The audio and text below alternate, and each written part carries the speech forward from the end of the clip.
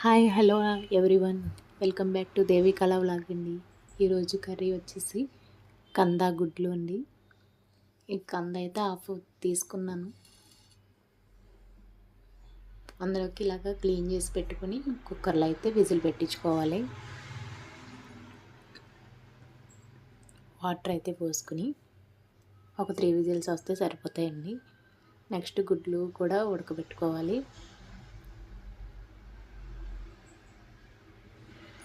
ఇలాగ మరీ మెత్తగా ఉంటే బాగుంటుంది. దాంట్లో కావాల్సిన చింతపండు, నెక్స్ట్ అయితే ఆయిల్ వేసుకుని అందులోకి ఈ ఎగ్స్ అయితే ఫ్రై చేసుకోవాలండి. అవి తీసిన తర్వాత ఆనియన్ అయితే యాడ్ చేసుకోవాలి. నెక్స్ట్ అవి బాగా మగ్గిన తర్వాత ఆనియన్, ఈ కంద, ఈ ఎగ్స్ కూడా వేసేసి ఉప్పు కారం కొంచెం కస్తూరి మేతి అయితే వేసి కొంచెం వాటర్ వేసి మరిగిన తర్వాత అప్పుడు చింతపండు పులుసు అనేది వేసుకోవాలండి.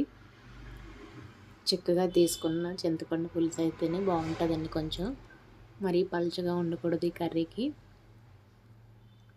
చాలా సింపుల్ అండి, చాలా ఈజీగా అయిపోతుంది. టేస్ట్ అయితే సూపర్ ఉంటుంది. మన పాతకాలం నానమ్మలు అమ్మమ్మలు వాళ్ళు చేసేవారండి. నాకైతే చాలా ఇష్టం ఈ కర్రీ. మీకు కూడా ఈ కర్రీ కనుక నచ్చినట్టయితే లైక్ చేయండి, షేర్ చేయండి, సబ్స్క్రైబ్ చేసుకోండి.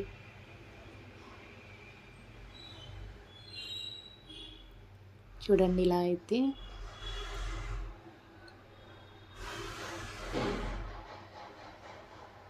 ఇది ఇలా మరిగినప్పుడు చింతపండు పులుసు అనేది వేసుకోవాలండి. చూసారు కదా ఎంత యమ్మీగా ఉన్నదో.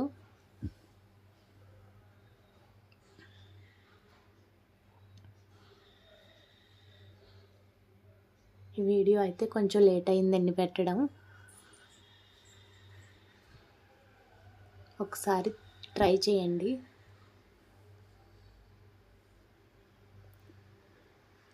ఇలా బాగా హై ఫ్లేమ్లో, మరీ హై కాదు, మీడియం ఫ్లేమ్ మీద చేసుకోవాలి కర్రీ అయితే. Thank you for watching.